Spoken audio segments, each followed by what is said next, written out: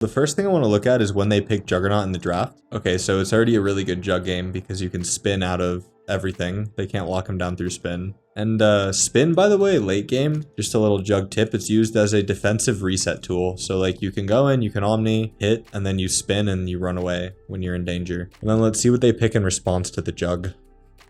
Morphling, okay. But the era of the Juggernaut is back, guys. Hopefully it lasts longer than a week this time, like the last Juggernaut era did. I'm hyped though. I love Juggernaut. He's one of my most played. Crystallis has been spamming him in competitive. I'm pretty sure he played him like 4 or 5 games in a row. So this will be a good replay to watch. Oh, he went Ruan triple branch, huh? Wow, he just gets down and dirty with the spin right away, level 1. He gets down and dirty right away. Like, no fear.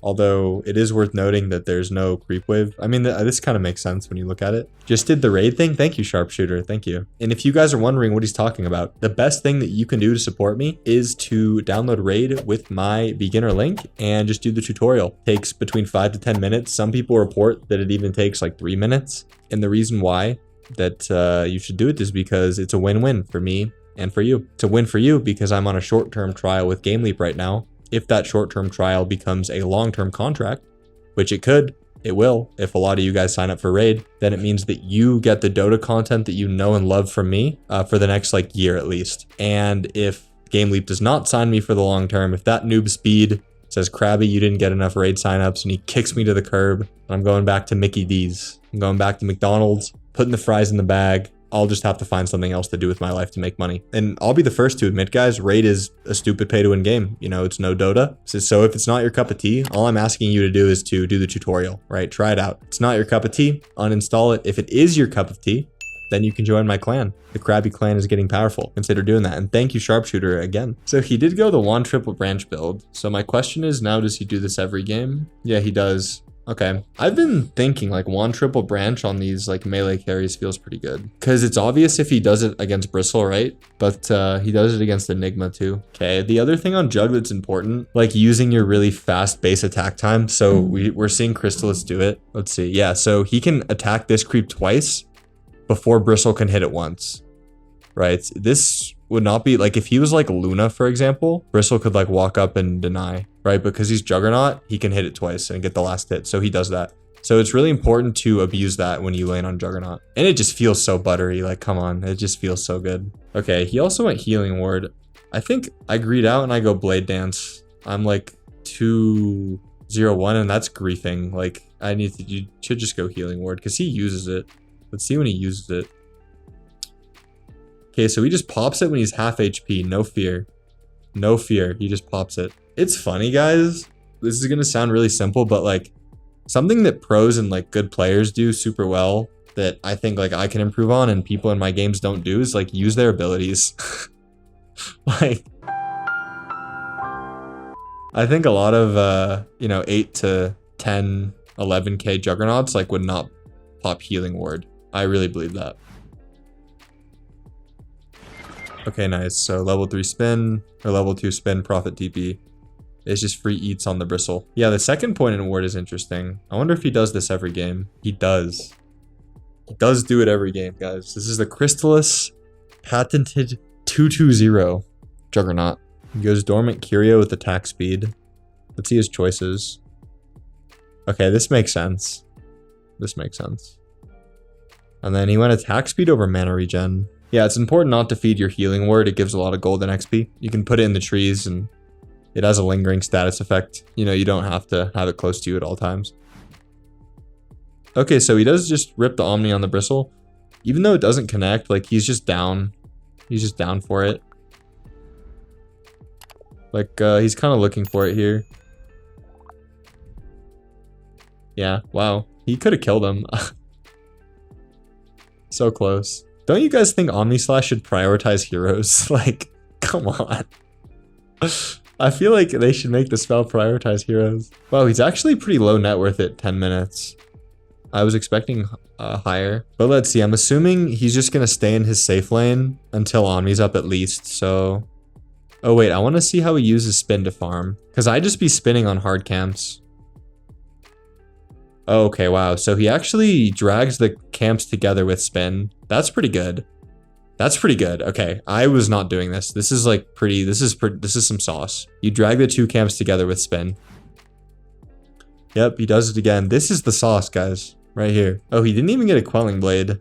That's interesting. Ooh, and he goes for a cheeky windlace. Is Bristleback offlane back? I actually have been seeing a little bit of Bristleback. Okay, wait. Let's rewind here for this gate play. Okay, so he has Omni. And he's just connecting to this fight with Omni. Even though there's a numbers disadvantage, he's just pulling up to Omni some motherfucker. Okay, wait, this is big. So he didn't use his Omni. Now he TP's mid with Omni. So he's down to TP. He's very, very down to show up with Omni Slash and like have impact in the fight. If it's convenient for him to get there, right? All of his moves up to this point, guys, they've been very convenient for him to show up to, right? It's just one twin gate away, just one TP away, and he's already there, right? You don't want downtime. You don't want time just walking to something where you could be hitting creeps with Battle Fury. Like, he's very close to these fights. Even though it doesn't work out, this is very telling into like what he's thinking. Okay, Giga Stacks. Damn, if only my team made me Giga Stacks like that, I'd be ranked 10 NA. What he's doing is you prioritize pushing the wave. And on Juggernaut, like, you're going to be safe a lot of the time because it's very hard to kill you through your spin. You can just spin TP out of most things. So you prioritize the wave, and then you also prioritize Ancients with Battle Fury. And you just like farm your way from the wave to Ancients. There's another wave, so then he's gonna push the next wave here because waves are good. I lied, he didn't push the next mid wave. Okay, he gets the Ancients first, then goes back to mid. This is how you want to use spin, guys. I mentioned it earlier, and I could be better at this too. Spin is a defensive reset tool. Late game, right? Or like mid game. It's a defensive reset tool. So he goes in, he's like hitting, and then he's in danger. And now he spins and then he kites, right? Spin and kite, spin and kite. This is the Juggernaut's way. This is the way of Unero. If you spin and kite, and sometimes after you spin and kite, your team will like do shit and it's good, and then you can go back in, right? And then maybe spin and kite again. But this game, it was not like that. So he's back to farming. The thing about Juggernaut as well that I'll say for the YouTube video and for the people watching now is that he's like the Mario of carries, where he does everything. He has high single target damage. He heals his team. His lane is really strong. He's a really good split pusher with spin TP. He farms really fast, right? He does everything. He pushes towers with healing ward, right? What does he not do? He literally does everything in Dota, but it's like mediocre. Or I don't want to say mediocre. I want to say it's like good. It's good, like Mario, you know? He's like strong, but he's not like amazing at one thing. Like Ursa, for example, is like the king of single target damage. Terrorblade would be like the king of pushing, maybe. Is that true? Yeah, I think that's true. Of like melting towers. But Juggernaut is a jack of all trades, but a master of none. That's why like playing Jug is pretty hard, because you need to know which of your strengths to like emphasize in the game. And you can itemize differently depending on the strength. So he's just gonna spin and give his team vision. And then he's holding the Omni.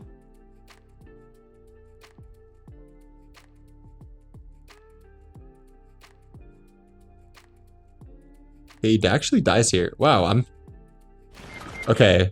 If I were to, I mean, I'm not here to like critique Crystallis.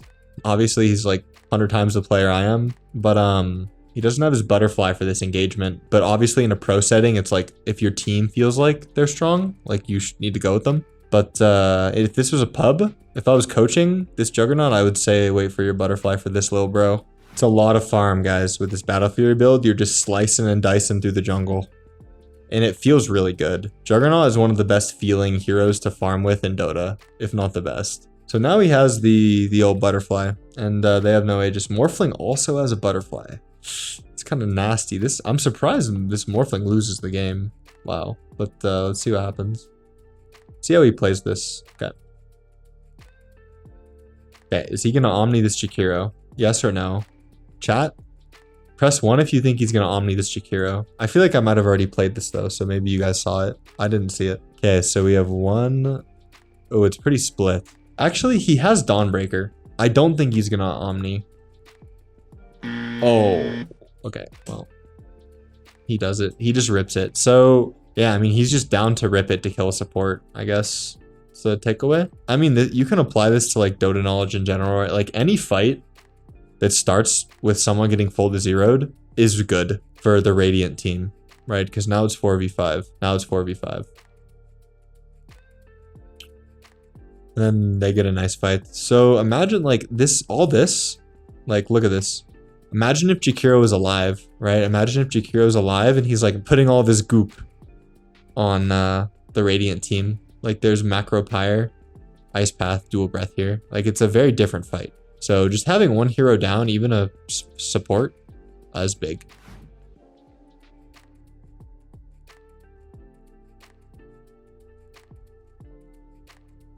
No one's dying though.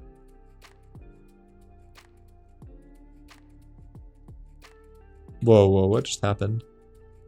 I like how he used his Manta there.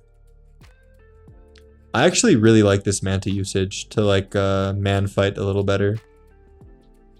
And it made the difference for sure. It just like is disorienting. I think he's gonna die though. Yeah. The tip. So this is a very good Scotty game, guys. Very good Scotty game against Morphling, stops his healing, and then also ranged heroes. Scotty's very good against ranged heroes. A lot of people don't know this actually, but Scotty slows ranged heroes, move speed and attack speed a lot more than melee heroes. So Scotty's a good item against ranged. He's not going Ags, guys. You go Ags in games where you feel like you can't hit otherwise. Like you feel like you can't stand in the fight. But this game, he has Dawnbreaker and he has like Disruptor to ult people and hold them, so he feels like he can stand in the fight. You go Butterfly after Manta every game. It's core. Butterfly after Manta is pretty core on Jug right now, from what I see. This is like the core, and then it deviates. Sometimes you go Ags. Scotty is good. Yeah, that's a good comparison, Henry. I'd say it's about as core as Butterfly is on Anti-Mage. Actually, I think it's a little less core on Anti-Mage than Jug. I would say it's less core on Anti-Mage than Jug. It's a very common Juggernaut grief, guys, to go Ags when you don't have to. Because it feels really good to go Ags and it's really fun. It's really fun. But sometimes like it doesn't matter if you Swift Slash or Omni Slash them if you're just not doing enough in your hits. So I'm assuming nothing's going to happen until he gets his Scotty. So Scotty's up and now it's straight for smoke. Also, this talent, guys, +2 hits to kill Healing Ward is like one of the best talents in all of Dota. Hands down. And a lot of people skip it. Like go the Healing Ward talent, guys. It's very, very good. Healing Ward is honestly a very big part of Juggernaut's kit. Except you go Duelist damage. You go Duelist damage and then the 2 Healing Ward talents. But I've gotten the Healing Ward cooldown and it feels pretty good too. But also some quick sauce, if you don't know, use Healing Ward for pushing towers and taking Roshan and Tormentor.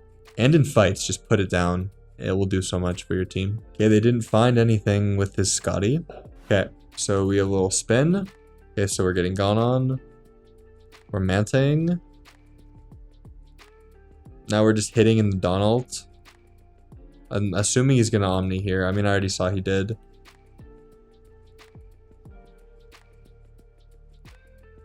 Okay, we're killing Bristle in the Omni. Nice. And now Morphling is Scottied. Oh, wow. We have another Dawn ult. It's pretty nice. Wow, Tomato is such a demon. But it's not enough.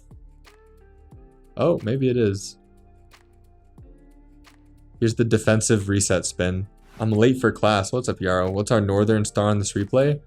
The Northern Star on this replay, my biggest takeaway has been he spins on people level 1 and he uses Healing Ward level 2. Also, he doesn't go Ags if he doesn't need to go Ags. We also talked about how he was very down to show up to things with Omni if it was convenient for him to get there. The big takeaway is that spin is a defensive reset tool. So every fight we see it, what he does. He goes in and he like Omnis and he hits.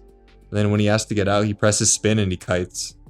That's the North Star. That's the Jug sauce. So let's all like take a minute and just pray to Ice Frog that Jug will get more than a week of limelight. Watch us get a 7.39 F tomorrow. It's like Juggernaut, like Blade Fury doesn't do damage anymore. So I'm seeing a theme with these Omnis. It's like he's just down to rip it, like on the first target he sees.